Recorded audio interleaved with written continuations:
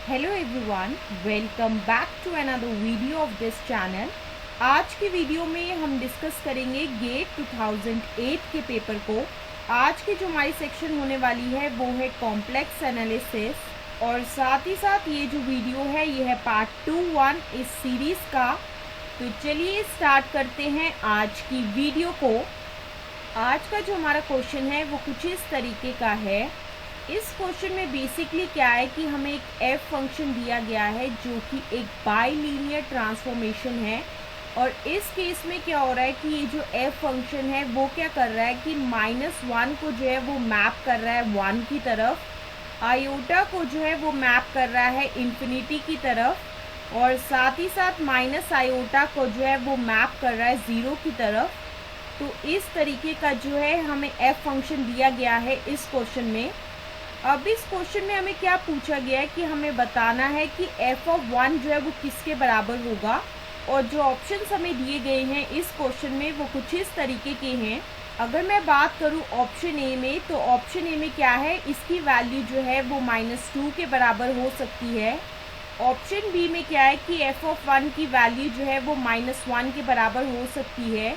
Option C में क्या है कि f(1) की वैल्यू जो है वो आयोटा के बराबर होगी, और ऑप्शन डी में हमें दिया गया है कि f(1) की वैल्यू जो है माइनस आयोटा के बराबर होगी। तो इस क्वेश्चन में बेसिकली क्या है कि हमें 4 ऑप्शंस दिए गए हैं और हमें बताना है कि इन चारों में से करेक्ट आंसर क्या होगा। जो भी करेक्ट आंसर होगा इस क्वेश्चन का वो वैल्यू होगी हमारे f(1) की। तो चलिए डिस्कस करते हैं इस क्वेश्चन के सॉल्यूशन को और जानने की कोशिश करते हैं कि f(1) की वैल्यू बेसिकली होने क्या वाली है।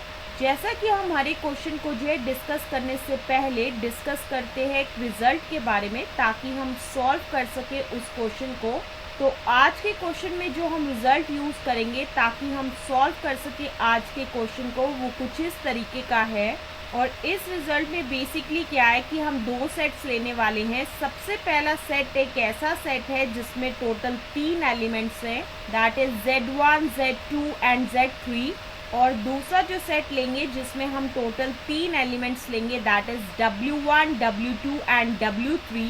और इस केस में क्या हो रहा है कि ये जो Z1, Z2, Z3 और W1, W2, W3 ये सारे के सारे क्या है, डिस्टिंक्ट पॉइंट्स है इस C इन्फिनिटी के अंदर। तो उस केस में क्या हो रहा है कि हमें एक यूनिक बाइलीनियर ट्रांसफॉर्मेशन मिलेगी जो कि मैप करेगी Zj को Wj की तरफ। और इस केस में j की वैल्यू जो है वो क्या होगी 1, 2, 3।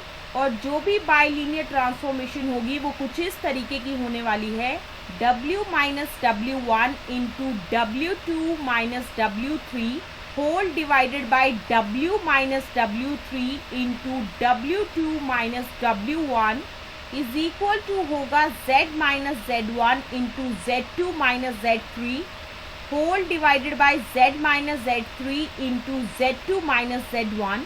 तो ये वो रिजल्ट है जो कि हम यूज़ करेंगे आज के क्वेश्चन में ताकि हम निकाल सके f(1) की वैल्यू को।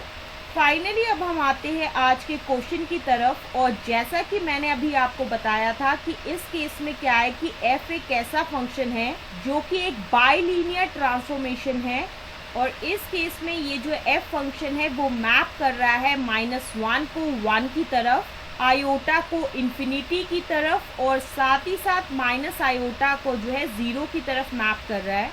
इस केस में हम क्या करेंगे कि हम मान के चलेंगे कि Z1 जो है वो -1 के बराबर है, W1 जो है वो 1 के बराबर है, Z2 जो है वो माइनस आयोटा के बराबर है, W2 जो है वो 0 के बराबर है, Z3 आयोटा के बराबर है, और साथ ही साथ W3 जो है वो इन्फिनिटी के बराबर है। इस केस में क्या हो रहा है कि ये सारे के सारे पॉइंट्स जो है वो डिस्टिंक्ट है, और साथ ही साथ क्या हो रहा है कि ये सारे के सारे पॉइंट्स जो है वो कंटेन्ड हो रहे हैं C इन्फिनिटी के अंदर। तो इस रिजल्ट के मुताबिक क्या होगा कि ये जो बाइलीनियर ट्रांसफॉर्मेशन है F ये कुछ इस तरीके की होने वाली है, W - W1 into W2 - W3 whole divided by W - W3 into W2 - W1 is equal to होगा Z - Z1 into Z2 - Z3 whole divided by z minus z3 into z2 minus z1। अगर मैं इस equation की left hand side के बारे में बात करूं तो इसके न्यूमरेटर में ये जो W2 माइनस W3 है, इसमें हम कॉमन आउट करेंगे W3 को, और साथ ही साथ अगर मैं बात करूं इसके डिनोमिनेटर की, इसमें हम क्या करेंगे कि W माइनस W3 से जो है कॉमन आउट करेंगे W3 को, और इस इक्वेशन की राइट हैंड साइड को जो है हम एज इट इज़ ही रहने देंगे, इसमें कोई भी चेंजेस हम नहीं करेंगे। तो उसके बाद हम ये चीज़ कह सकते हैं कि जो हमारी बाइलीनियर ट्रांसफॉर्मेशन f होगा वो कुछ इस तरीके की फॉर्म ले लेगी, W3 into W minus W1 into W2 divided by W3 minus 1 whole divided by W3 into W divided by W3 minus 1 into W2 minus W1 is equal to होगा Z minus Z1 into Z2 minus Z3 whole divided by z minus Z3 into Z2 minus Z1। इस equation के case में क्या हो रहा है कि ये जो W3 है वो कैंसिल आउट हो जाएगा इस W3 से।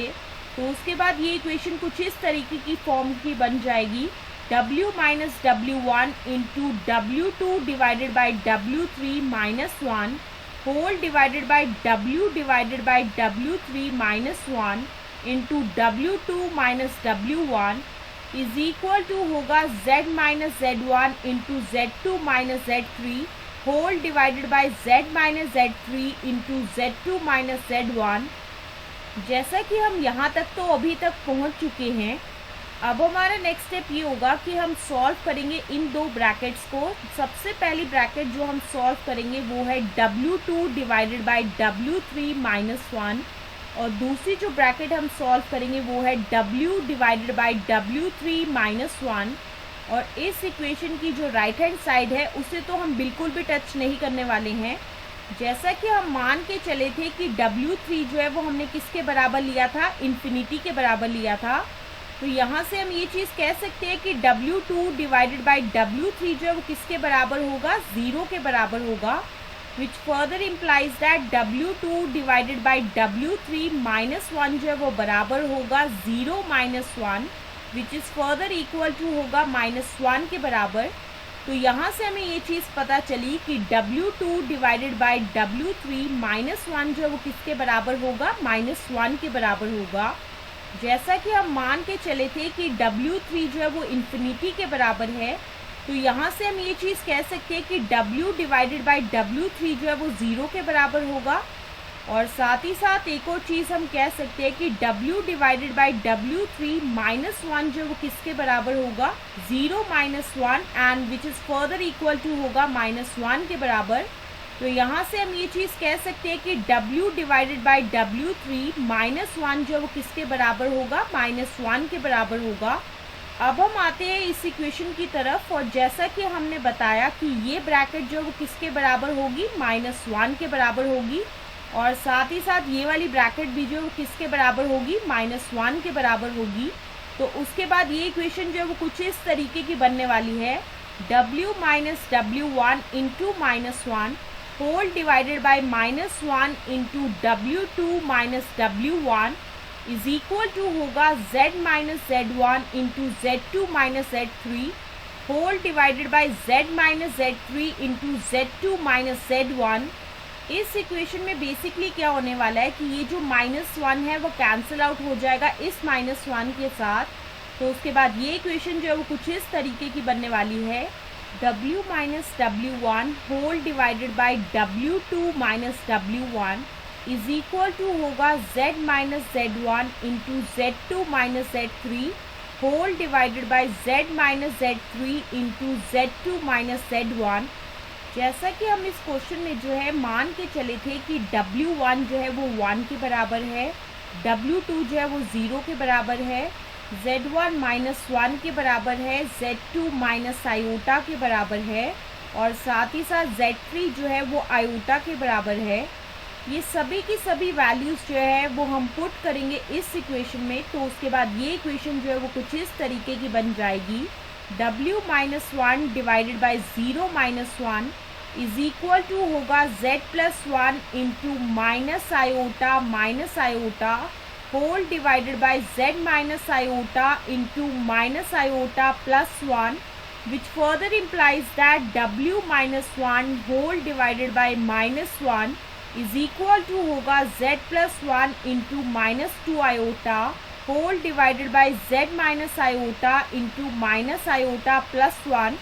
इस इक्वेशन में बेसिकली आगे क्या होने वाला है कि ये जो -1 है वो जाएगा इस तरफ और ये जो है वो मल्टीप्लाई होगा इस -2 आयोटा से। तो उसके बाद ये जो -2 आयोटा है वो बन जाएगा 2 आयोटा। ये -1 जाने के बाद जो है ये इक्वेशन कुछ इस तरीके की बनने वाली है।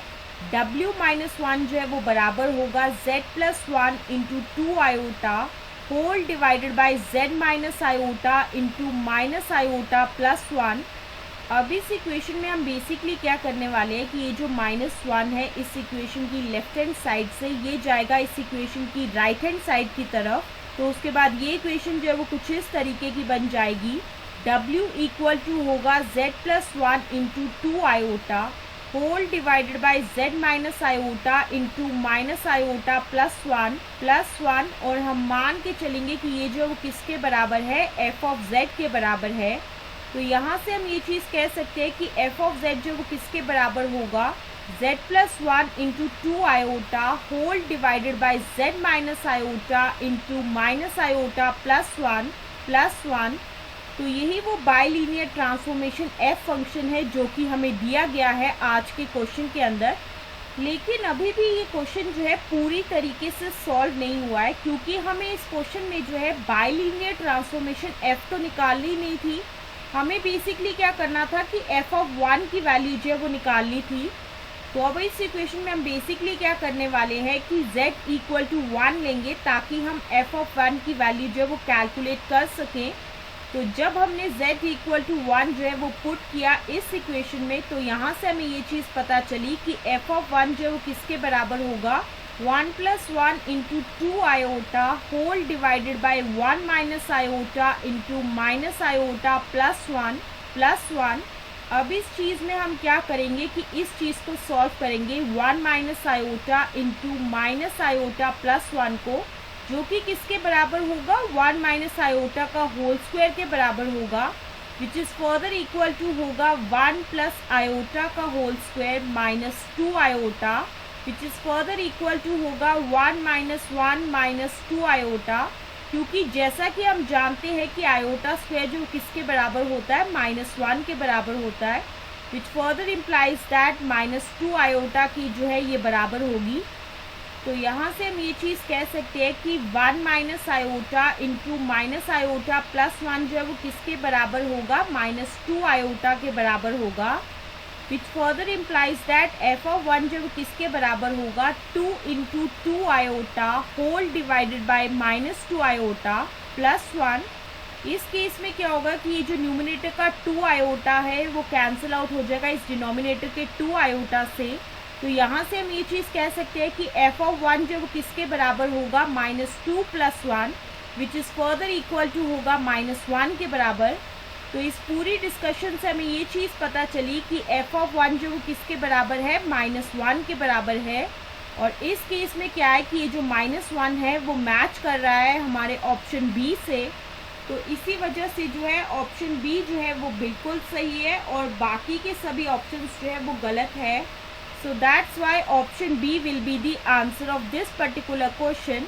So this is the explanation to this particular question, and with the explanation of this question, this is the end of this video. तो मिलते हैं नेक्स्ट वीडियो में नए क्वेश्चन के साथ. So stay tuned for the next video.